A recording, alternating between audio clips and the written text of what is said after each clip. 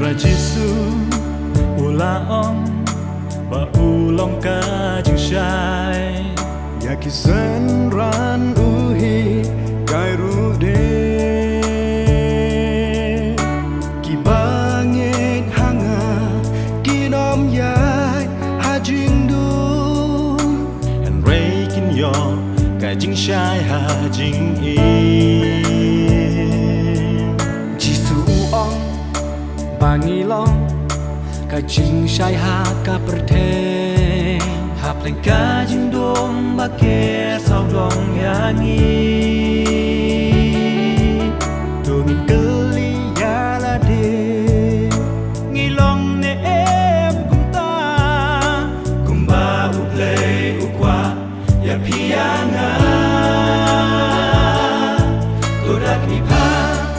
cùng no ngi ya cùng ki kristan ken ma bangin ya ha jing shai ha jing iman kasi ni i jing dong ba wan tu lem cùng no ngi le ya ka cùng ki kristan ya jing shai dong in ai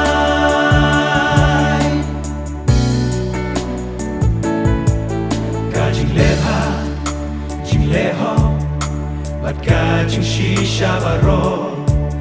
kini kide kiso ka jing shai tu yangin yeng menta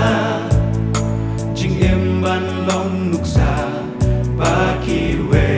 kin te bangi long ki kon ka jing shai tu dak ni pa kum no ngia kum ki kristan ken ma bangi